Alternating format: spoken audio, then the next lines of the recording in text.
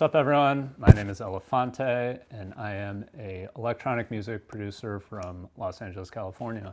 I've been waiting forever for someone like you to teach me to love again. I've been hiding for so long. So the name is a reference to Elephant in the Room, and at the time I was working a corporate job and like a 9 to 5, and I absolutely hated it.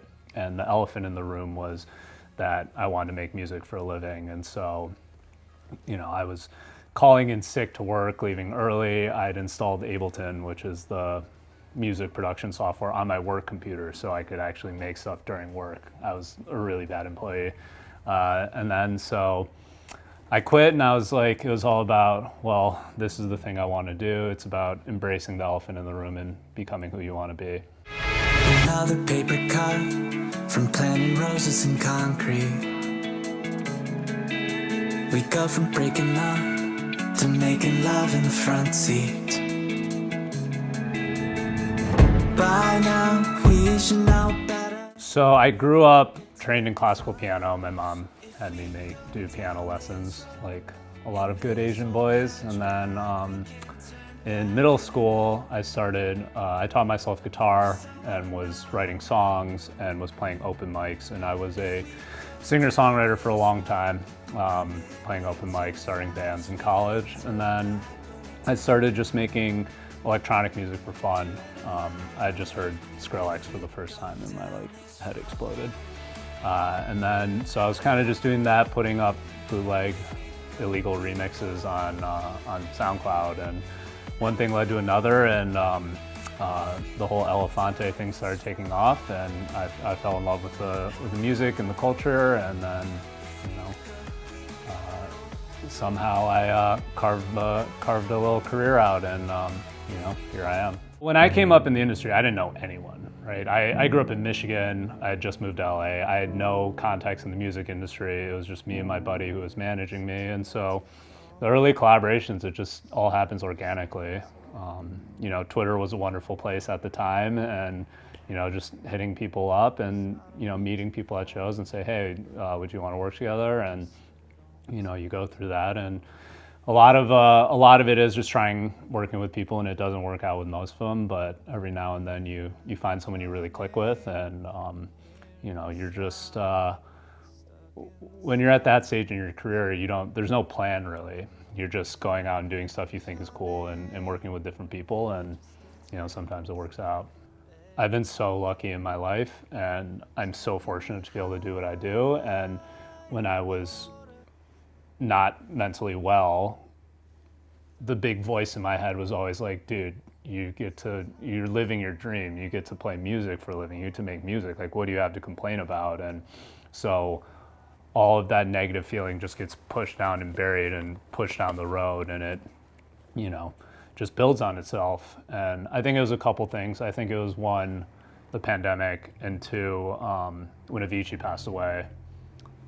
There was a big kind of, come to Jesus moment with the industry where people are like, wait, he had it all, right? He was living the dream, and then you watch the documentary and you hear stories about his life and just how miserable he was. And so I think it was that was a really powerful catalyst for people to be like, wait, the outside perception isn't everything. It's okay to have these issues. And I think it's important for any sort of public figure, or the people who are living the dream, to be able to talk about this kind of stuff. And it's like, okay, this isn't a stigma. There's not something wrong with you, or you're not a weak person because you're going through these struggles. And it really is, I've gone through my share, and I think being open about it and talking about it through my music is, it's helpful for me, but I think it's also important for the fans and the world and the listeners to, see kind of behind the curtain of, party and everything's awesome. So it's funny you say the having your all aspect of it, because you never know. Sometimes there's more money, more problems, or just sometimes you're still just not happy. I remember building my studio in my home, and friends would come up like, oh, if I had this, I would never leave. I'm like, dude, I can't wait to get out of here. Like once you get it. I mean, there's a romantic side. Don't get me wrong. There's a romantic part of it where it's like, oh, it's just so cool. It's so convenient. I used to get up at night. I used to call them pajama jams. Yeah. You know, but then after a while, like you need some type of separation. Totally, and not to get too philosophical, but I think for a lot of artists, especially for me specifically, but I think it applies to a lot of artists, is that you become an artist to fill this hole inside you, right? There's something missing, and creating your art is sort of what fills that hole. And then as you get more success and you know the good things start happening, you're like, okay, well, my problem should be gone now. But in reality, that hole is still there, and it takes time to sort of figure out what really matters to you and what fulfills you. And it's not the success, it's not the partying, and it's, for me, it was really about coming back to the art and figuring about what about that process is really fulfilling to me. Baby, please be kind to me. Your love's always playing hide and seek. You ask me why I can't just be honest. Can't be what you want, I'm flawless. You're moving your lips.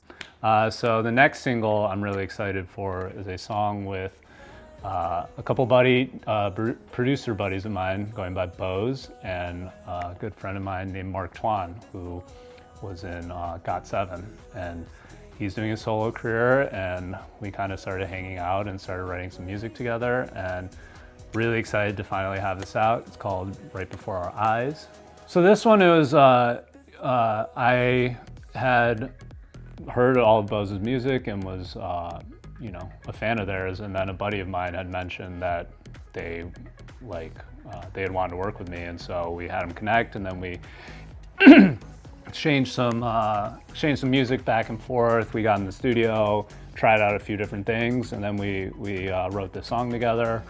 And we were trying to figure out who to be a vocalist on it. And at the time, I was, I had just gone to Mark's show, and I was like, oh, I think Mark would be perfect for this. And so we hit him up, and he was into it, and we all got in the studio together and kind of made it work for his voice, and kind of tailor it so it all felt like one thing. And and then kind of sent it back and forth and kind of did our own little parts, and then we're really stoked with how it came out. All of us have our own sort of things going on, so it's always it's a bit of a clusterfuck trying to get everyone on the same page. But it's like it's a little like wrangling cats, trying to get everyone to do their, everyone's busy, so. But the energy of it was great, and it's kind of like, okay, we did this thing, let's see what happens, and we'll be open to what the universe tells us is next. I like pushing the envelope on what live shows kind of look like. On my last tour, I was playing guitar and singing and playing keyboard, and for me, I always need a little bit of that. I have no idea what I'm doing. Like that panic, like what did I commit to? Because then that keeps it fresh, and it's like, that's what really engages me. And the trusting your creative vision and following that instinct, and then figuring out how to make it work later, is kind of how I've always operated. So I'm sure 2 weeks before the show I'll think of something insane, and my team is gonna be mad at me and scramble to figure out how to make it happen. So we'll see.